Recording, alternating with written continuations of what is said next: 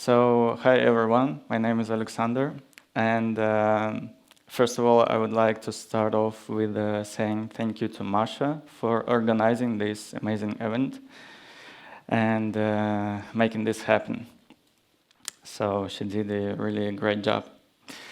And okay, let's start off with my topic, which is get a right understanding of product design and design consistency.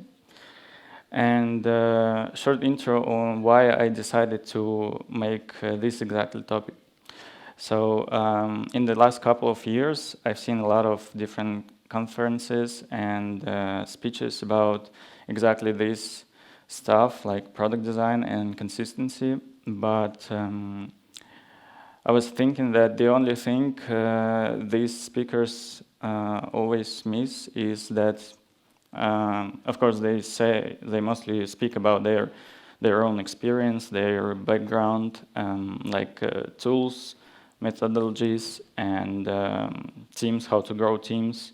But the only thing they miss is that there's still a lot of people, designers and developers and product owners who don't understand the basics of product design, basics of consistency and how to handle it.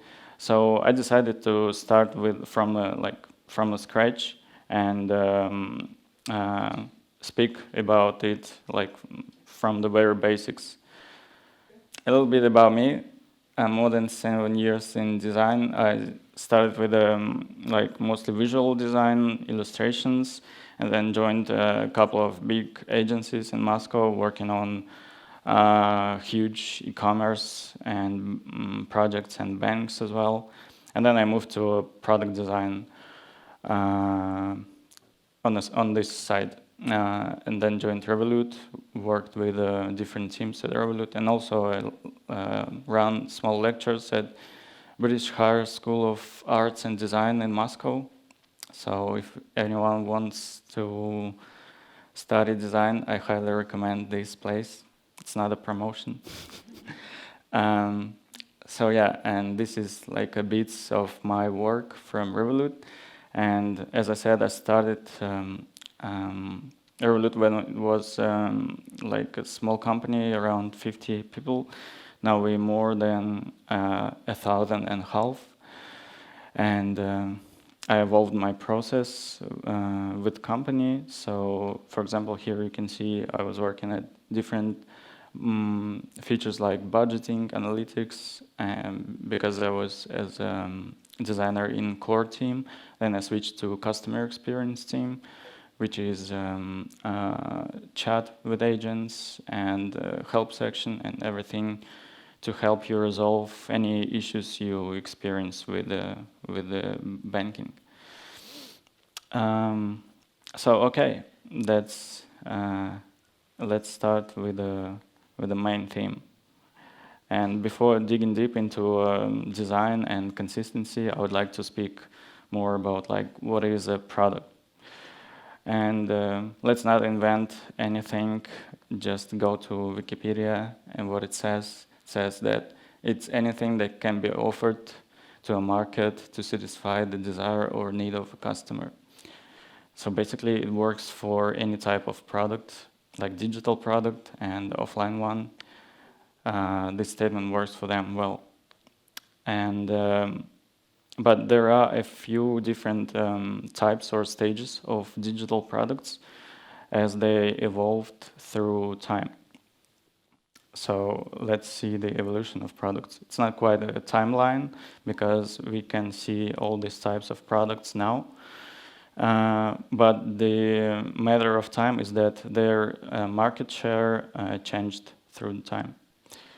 So at first, as I call it, digital presence of an offline business. For example, I can find my favorite bookshop's webpage and see what's in stock. And that was impressive at that time.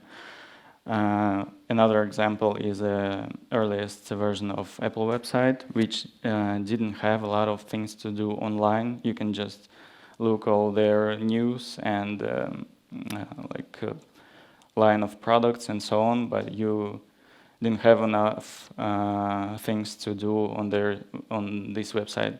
So basically, we can call this type of product fully digital because its digital part is just as I said, is just a part of the product because they have another part of their product offline. For example, if I go to Bookshop's webpage, I see that there is my favorite book in stock, and then I need to go offline and buy it there. Another type is early stage digital products, and this works today as well because no one actually launch a huge product straight away. They are always early stage at some time. So as an example, I can order the book for some price and it will be delivered in just 3 weeks. Amazing. And another example is earliest version of Google service. So at that time, Google didn't have like Gmail and every other services that they have now, but they had only one particular feature, which is search engine, and they brought their like main value to their customers, which was only focused on the search. And third one is mostly nowadays we can see that we have a lot of all-in-one digital products. For example, I can read the book and I can subscribe for like series and TV, and I can order food from this app and everything. And a good example is Chinese apps, and in particular WeChat, because they have a great ecosystem with payments and booking and like food delivery and flying tickets and so on. So why these early products were different? It's another question. I mean, early stage product and all-in-one modern products. So first of all, it was a small competition at that time because market wasn't filled with a lot of different products. They just started to appear. Then, as these products started to appear, they mostly fulfill the basic needs of customers. For example, like with Google, the basic need was to search information on the web. Another one is wide audience. So they didn't target like a particular audience because the overall audience of the web was not so huge as now. So they targeted as much as possible. Lack of research is another thing caused by previous items because of small competition. Products didn't have enough of examples of like successful products or failed ones, and not enough information and not enough methodologies. Outsourced design. So if you can remember, like even 5 years ago, most of designers were working in agencies or studios, and that was like common sense at that time. So you work at studio with different projects, and that led to designer as more visual job, because digital design was quite new at that time, and most of graphic designers moved into digital design. So they brought their experience, which is mostly graphic, visual, and creative, rather than product or engineering. And last one is projects, not products. As I said, if you work as an like external designer in some studio or agency, then you mostly work with the projects in terms of like you finish this project for one company, then you switch to another one. So you don't have enough possibility to dig deeper into each of these products, each of these companies. And in comparison with what we have right now, high competition, I think that's pretty much clear. Advanced needs. So once earlier products fulfilled the basic needs of customers. Then they started to require more like advanced features, advanced needs to fulfill these needs. For example, now you can now you expect from Google services not only search or Gmail, but even like Google Cloud, editing documents, and so on. Specific audience, as the user base of internet is growing, then to be successful, you need to target specific audience to bring them value that they're expecting from your product. Preparation before design, I mean the research, because in comparison with the early products, now we have structured, built processes of how you should handle design, how you should start it. So research is quite like mandatory step in the design process now. In-house teams. So now it's obvious thing that products build in-house teams in order for their designers to dig deeper into products, into processes, to enable user testing, to spend more time on research and so on, which hardly can be done with external designers. So designer mostly now not only as a visual job, but as an engineer, because you need to operate with the numbers, with statistics, and you need to build proper process, you need to handle design systems and grow a team and so on. So visual part is not the most important anymore. And product process of building products is iterative. So it's not like a project, you like finished project, then you switch to another. So you finished your like project inside of your team, and then you track results, and then you can understand what's need to be implemented in further iterations. And last one is wider responsibility. So it's basically unifying all these items that I put before. So product designer now has quite wide responsibility, as I said, from like research, from problem to implementation.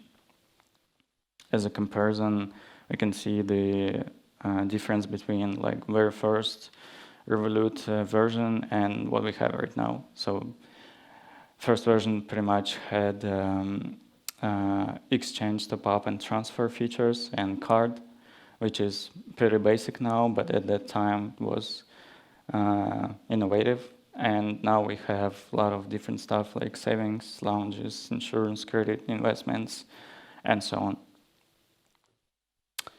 So basically, how the role of a designer changed. So we saw that different types of products, they changed through time, but how the role of a designer changed.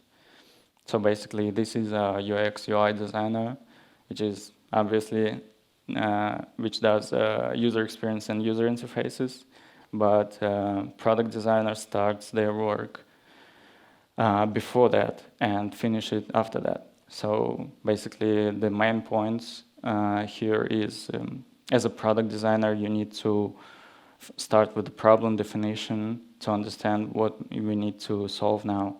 Then you need to research a solution, how we can resolve that, or how we can improve that. Then this is a visual part, which is quite known for us. And two last things is user testing and results analysis. So this is the pretty much difference between UX, UI designer and product designer in short words. To say a conclusion, product design delivers a solution using the iterative end-to-end process. So from understanding a problem to development and to another iteration of this design process. And I can show you an example on a real case. It's not so like popular feature, but it's most up to date. To give you a background on this feature, what is that? As a banking institution, we have to ask our users from time to time what is their source of money, what is their income type. And initially, we gathered this information through chat with agent, which caused delays and a long response time. And after that, we implemented this flow. But we knew that there's something else we can fix with that, something else we can improve in that flow. Obviously, you can see some mistakes in the visual part, but we needed to understand what is exactly the issue here. So we started with the problem definition, and looking at our metrics, we defined that the main problem was long resolution time. We started thinking how we can improve it. So basically, why we need to improve that is because we have a certain amount of support agents. So our goal is to free up their time so they can spend their time solving really difficult issues of our customers and define the issues that we can automate and turn into automated flow, so it will save and free up some time for them and for our customers as well. So we started with a quick research on that, what we can improve here. And there are two types of research we usually conduct, and it's not like mandatory steps. Sometimes you don't even need to do research if the issue is obvious. But usually we do quantitative research, which is analyze metrics to understand the current situation and get helpful insights. So these metrics could be app analytics to see weak points of the app, to see drop-offs, and to understand which screens are most difficult for understanding. Another thing might be data from a metabase. We use this tool, like kind of big data, to understand the overall amount of, I don't know, like tickets on the support side, to understand the average rating users put after they finish the flow, and so on. So it shows you like current state where you can start from, and it gives you something to compare with after you will release an updated version. And qualitative research is can be defined in a few different parts. First one is competitors research. You can do that if you have any competitors and if they're known.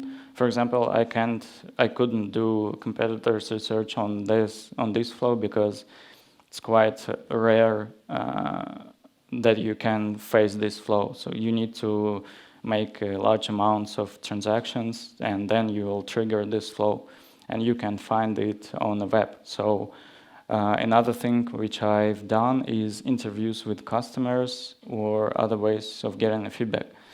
So basically, I think everyone knows what is interviews with customers and what is other ways. So in REVOLUT, we use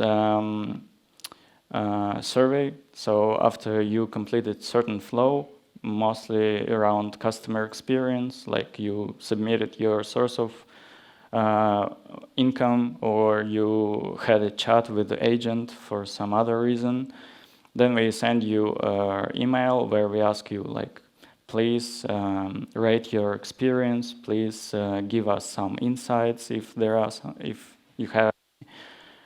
And we also ask for in NPS, so it's like a rate how likely you will recommend us as a REVOLUT to your friend or to anyone after you pass this flow. So this gives us insights on what's the current situation with the ratings. It gives us useful feedback from customers, and it gives us NPS rating that we can compare with after we release a new updated version, if it will decrease or increase. And so after we made the research and get useful insights out of it, then we go to visual design, which is quite common thing. And basically it allows you to transform research insights into visual mockups, but keeping in mind the main purpose. For example, if your main purpose was to automate some flow or to decrease response time, but everything you made drives this project into other direction, or you everything you changed is color of something, and you lost the main purpose. So you need to get back and to understand the main goal of the project once again. After you finalize the visual design, then it's time for user testing. So user testing also quite a common thing, and you can use you can invite people offline to your office to test them, to test the flow with them. You can use some of online tools like user testing. There is an online service that you can use. But I wanted to specify a few tips. So first of all, you need to give a background to a customer or to a user that you want to test with, and what is this project about? So he won't start your flow probably from the very beginning. If I would test that flow with some of customers, I would start it with an entry point. But usually people start with their main wallet, then they do something, then they see this flow triggered. So you need to give them background, what's happened before you faced this flow, you see this flow. Second one, ask open-ended questions. So it's a pretty easy thing. It's just questions that can be answered with yes or no. The purpose of it is to get to understand how customers think. So their way of thinking. Just let them speak out loud. And note down is the third point, note down thoughts and feelings.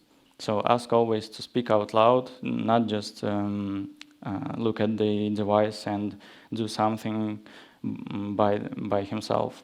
Just speak out loud and note down thoughts, insight, feelings.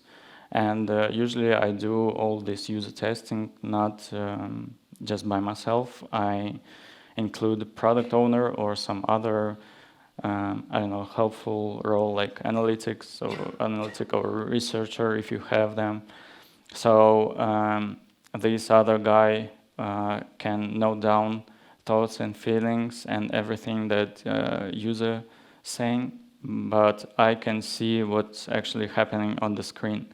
And sometimes user just taps somewhere and it doesn't work, and he taps somewhere else and it works. So you need to fix that on your notes, that this button or this entry point didn't work well, and you need to think about it once again.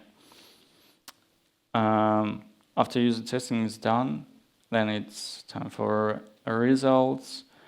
And results, it's a basic thing that you need to align next steps in your pipeline, in your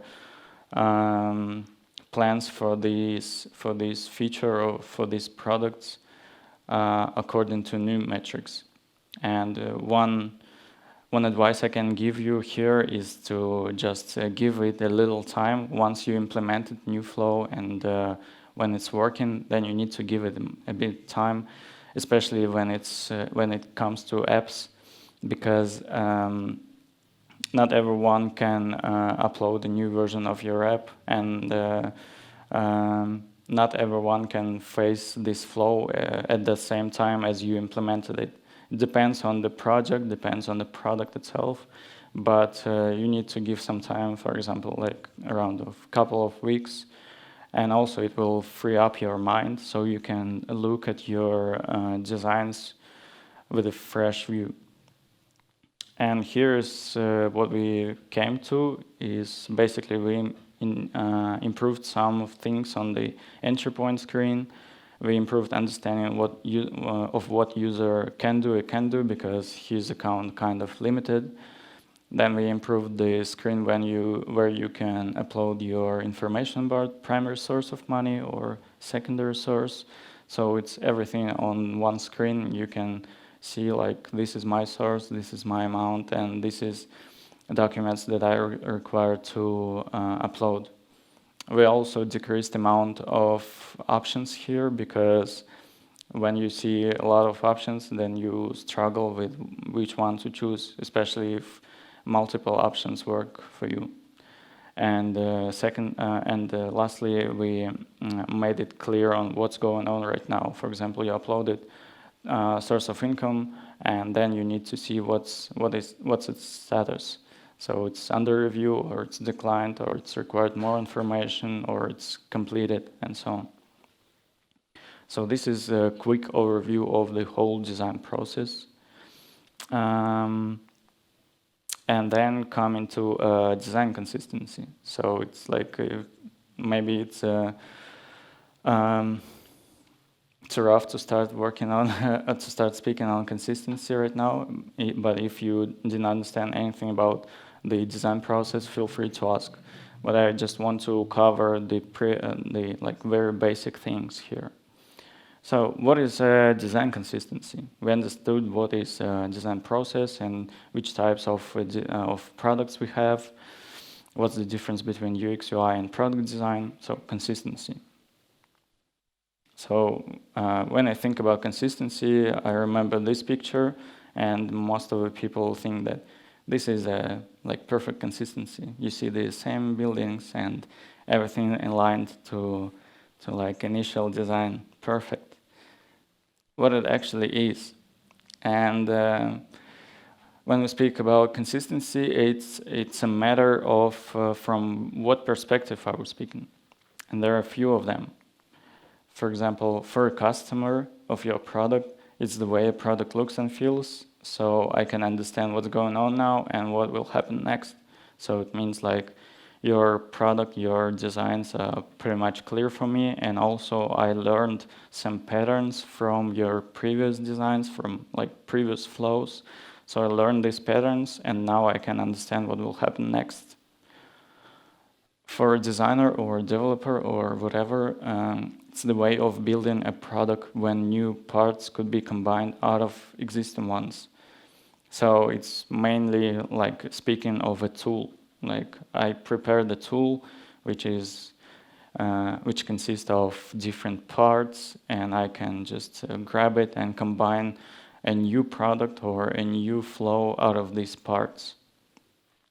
And for a business, it's the way of keeping cost and time of production lower by reusing existing components. The same thing, but when it comes to a developer or a designer, it's a matter of time, so I can combine new flows and products using in less time. But for a business, it's a matter of money, so I will save money using this approach. If say, like in overall, what is consistency is a set of patterns, modules, and rules that reduce the confusion for customers, make the user experience predictable, and help build products with higher efficiency. And okay, that's all done with the theory. Now we can switch to more particular things, like how we handle consistency at REVOLUT. So there are 3 points. First one is design system, which I think everyone knows what it is. And second one is design team syncs. So design system syncs helpful to keep everyone updated. So if it works if you have a large team of designers. If you have just like 2 or 3 designers, maybe you don't need these things because everyone aligned by itself.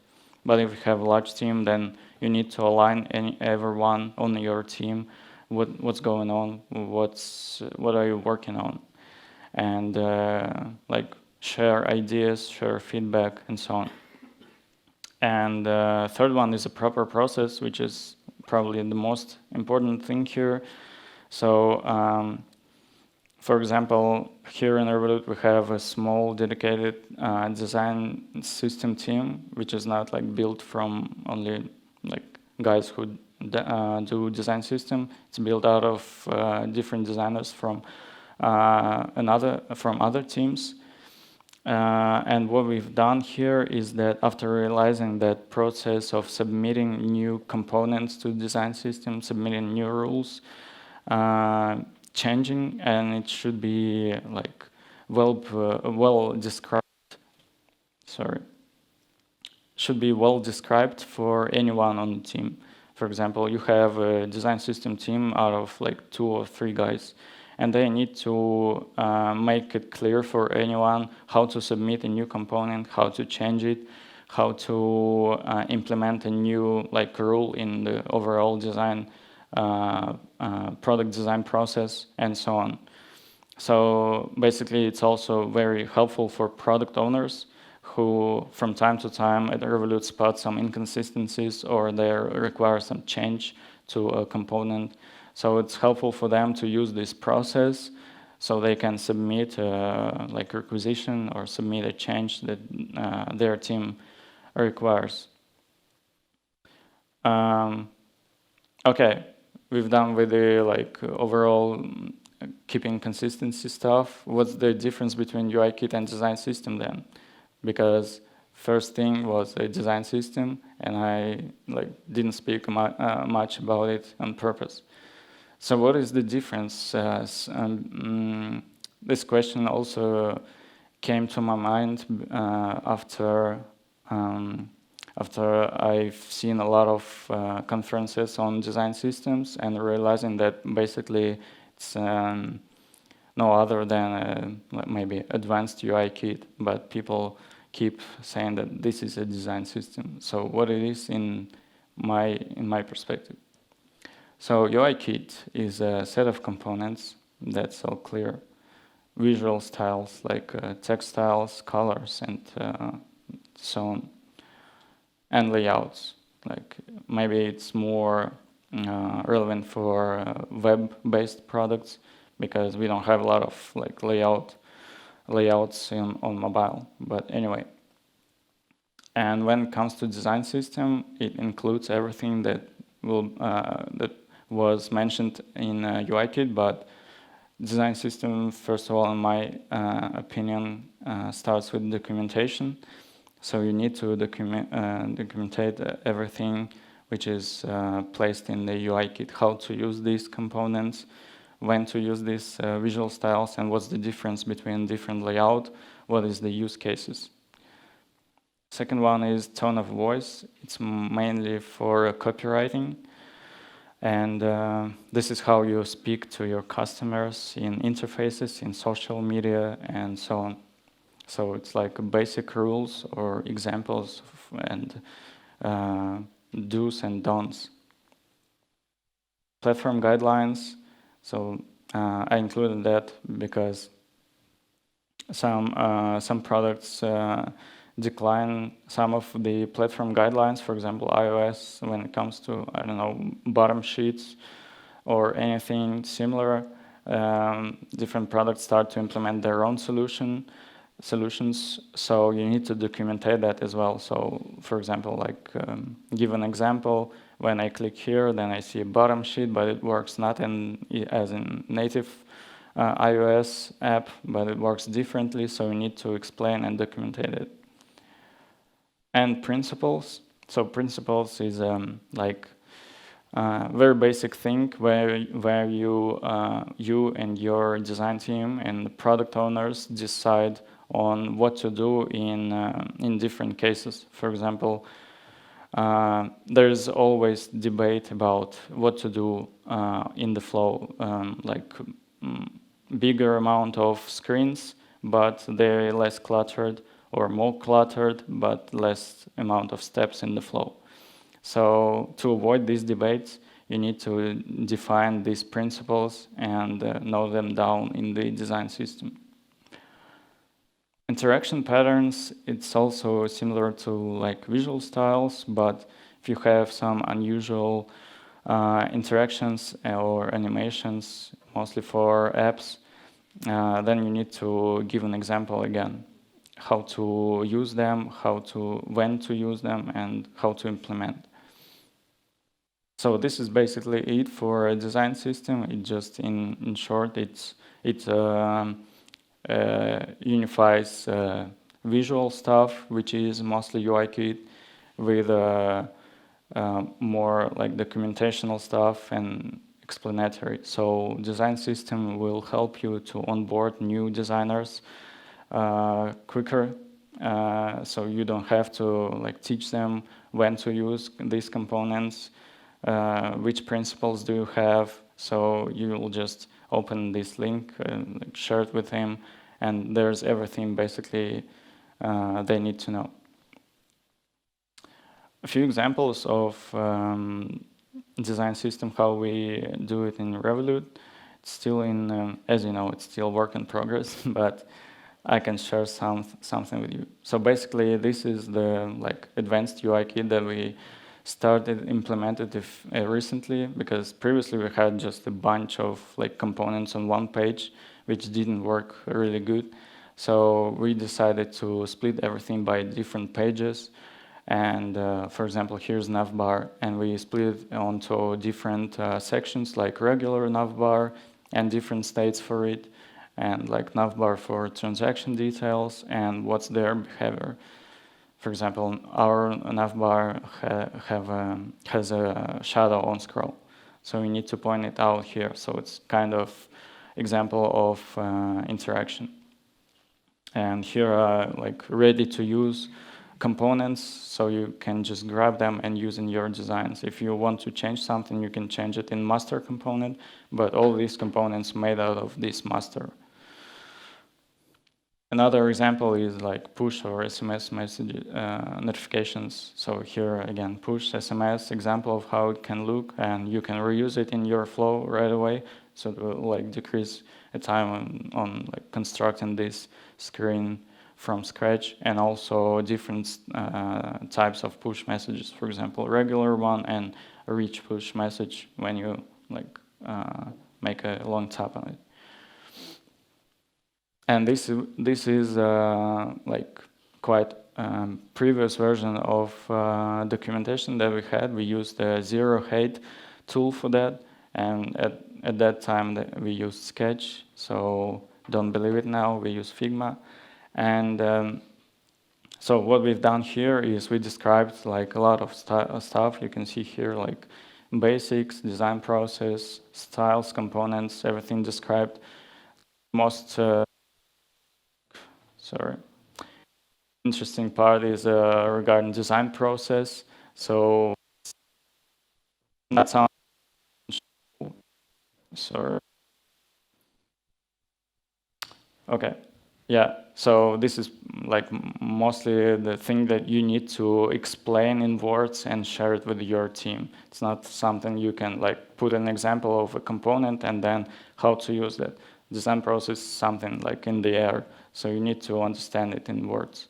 So put it here and share it with our newcomers and so on. So basically what we want to do right now is to unite all this stuff, like advanced UIKit with components and examples and so on, with documentation and with the explanatory on how to use these components and how to conduct like research, what is the design process here at REVOLUT, and so on.